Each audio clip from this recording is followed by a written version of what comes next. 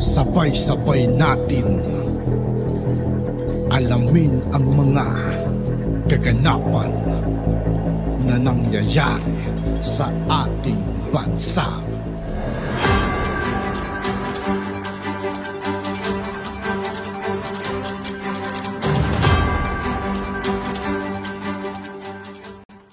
Yo, what's up mga kaibigan? This is I2K po again. Ngayon nandito naman tayo sa channel ni KBBM News PH. Dito naman tayo magbibigay ng komento at reaction. Kaya samahan nyo guys, let's go!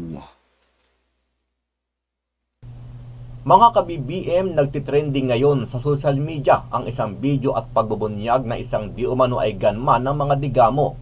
Inamin niya na nasa 50 na ang kanya na itumba sa Negros Oriental.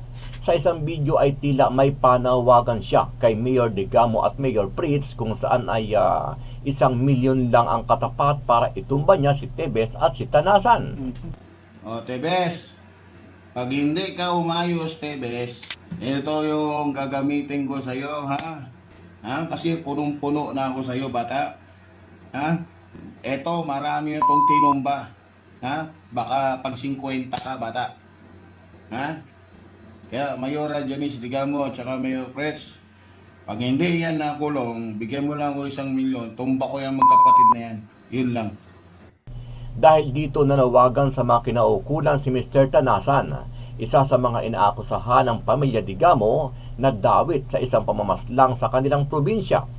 Sa National Bureau of Investigation po, kasi ako ay nanawagan sa inyo sa head, sa pinakataas po ng departamento, kasama doon ang pangalan ko. Hindi to pwedeng isabihin ko na hindi ako mag-worry. Worry talaga ako. Una for security reason kasi alam ko yung mga taong nagdidiin sa akin, sanay na sa patayan. Ito nga yung killer nila, umamin.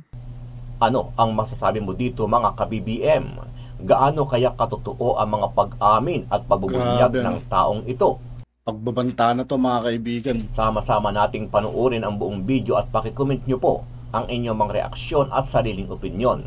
Pero bago yan, muli po ako nag-iimbita. Sa lahat ng hindi pa nakasubscribe mga kaibigan kay KBBM News PH, mag-subscribe na po tayo at huwag nyo rin pong kalimutan mag-subscribe dito sa aking channel. Sa mga hindi pa po nakasubscribe sa ating channel na KBBM News PH, pakipindot po ang subscribe button at pakiclick na rin ang notification bell para lagi kayong updated sa mga bagong upload natin na legit at napapanahong balita. Maraming pong salamat. Ito na lang sir, ulitin ko na lang sir, pwede tayo manawagan? Go ahead. Yun pa rin. Manawagan ako ulit sa ating kapulisan, especially sa primary investigator natin ng PNP, yung si IDG, Criminal Investigation and Detection Group, na sir, kung sino man ang head ngayon, kasi hindi ako updated, ako ay nanawagan po sa inyo, bigyan nyo ng pansin itong vloggers na ito. Kasi yung witness na hawak nyo ngayon, galing dito sa kanya. Tsaka siya mismo ay inaamin niya na marami na silang tinumba. So ibig sabihin, habit na nila yon. Sanay na sila doon. At saka may mga binanggit silang pangalan na doon daw magbigay ng pera. Halimbawa, yung panawagan niya na si Mayor Janice Digamo at saka si Mayor Pritz Diaz. Kung bigyan lang siya ng 1 million, ibig sabihin, habit na nila to. So, yun lang, sir. At saka sa NBI, sa National Bureau of Investigation po.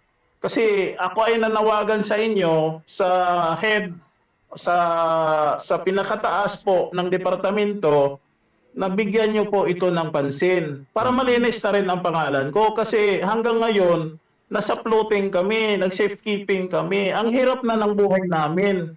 Kaya ako ay nanawagan sa inyo po, sir. Ako ay gusto ko transparent lang. Hanggang ngayon nga hindi ako nakatanggap ng yung resolution or nanggaling sa korte para makapag-counter ng affidavit din ako. Kasi lumabas doon sa Google, kasama doon ang pangalan ko. Hindi to pwedeng isabihin ko na hindi ako mag-worry. Worry talaga ako. Una for security reason kasi alam ko yung mga taong nagdidiin sa akin, sanay na sa patayan. Ito nga yung killer nila, umamin. Na 50 na yung napatay nila.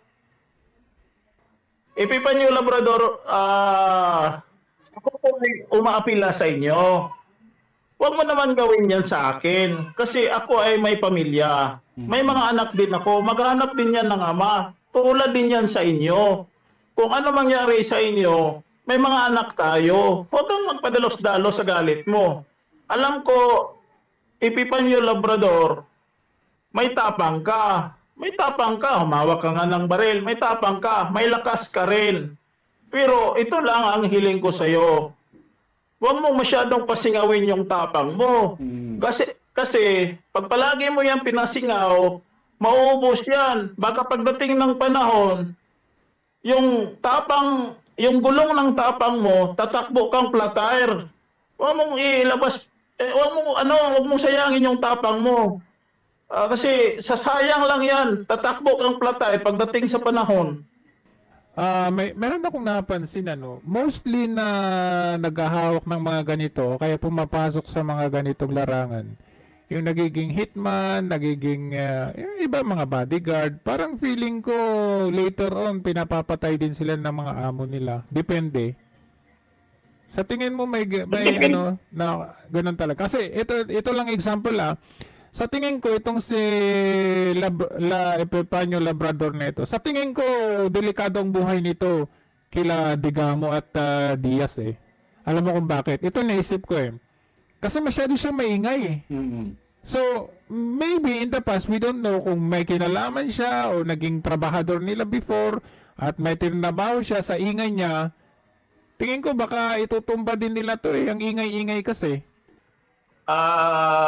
Malaking dagok to sa side nila Mayor Janice Digamo at saka ni Fritz Diaz. Kasi binabanggit niya ang pangalan ni Mayor Fritz at saka ni Janice Digamo. So, paano ngayon kung totoo na may nangyari sa kanila noon at saka ngayon namang bagong transaksyon na hingi lang siya ng 1 million? Parang linalaglag mo yung amo mo. Tama. Si malamang ipapatay ito. Sir Jojo, maraming salamat sa inyo po, sir. Okay. Saka, na lang ako, magpaalam na rin ako.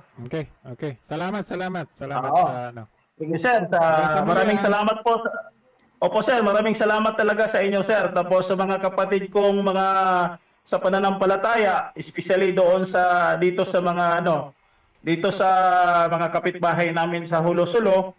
Mga kapatid ko, assalamualaikum warahmatullahi wabarakatuh. Saka sa ating lahat sa buong Pilipinas, assalamualaikum warahmatullahi wabarakatuh. Totoong baril ito. Kaya hindi ang nakakatakot pa dito nakahawak siya ng baril, hindi siya marunong maghawak ng baril. Yung protocol ng paghawak ng baril hindi tama. Ibig sabihin, hindi siya dumaan ito sa briefing or seminar ng tamang paghawak ng baril. In that sense, pwede kong i-conclude na walang walang LTAP, Walang LTAP to kasi kung may LTAP ito, alam niya kung paano. Tingnan mo, kinasan niya, Pagkakasan niya, nakapasok na yung kamay niya doon sa sa gatilyo ba 'yun? Yung hole, nakapasok na doon, So, ibig sabihin, hindi niya alam kung paano humawak. Darak, pabading-bading. Hindi ko maintindihan, Mga hamon ka, tapos may pabading-bading ka na parang hindi ko alam. Mag-vlog ka na lang kahit gayahin mo lang si TJ, si Thailand girl. Diba? Panindigan, ganun na lang gawin mo, hindi yung paiba-iba na hindi ko maintindihan kung ano ba talaga. Sabi ko nga, pag ganun yung utak mo, iwas-iwasan nyo yung taong to. Ako naman, ang tingin ko dito sa baril na to, luma. Ang tingin ko dito, luma itong baril niya. So, ano yung indication nun kung luma? Para sa akin, kung luma, matagal na niya itong ginagamit. The mere fact na sinabi niya, 50 na ang napapatay niyan. So, ibig sabihin, matagal na niyang in possession ito. Diba? So, maaaring ganun nga, luma na to, matagal na niyang ginamit ito, hindi natin alam kung saan niya ginamit. Kaya tama yung panawagan ni Sir Bobong na talagang kailangang imbestigan ito at hindi ipagkibit balikat ito. Ba? Sino po yan ni live interview? Si Bobong Tanasan. Isa siya sa dinadawit nila Digamo doon sa murder na nangyari noong 2019. Di ba nga kinakasuhan nila si Kong Teves noon at sinasama nila dito si Bobong Tanasan. Oo. Kaya siya kaya natin siya in-interview kasi gusto niyang klaruhin yung kanyang pangalan, ano ho. Alright? So yun lang, pag-uusapan natin hanggang sa muli. See you again tomorrow. At yun nga po mga kaibigan, dito po nagtatapos ang ating reaction video. Muli ako po si I2K ng Sundalo ng Dunggalo at 811. Maraming salamat sa patuloy na pagsuporta. Yeah, peace out.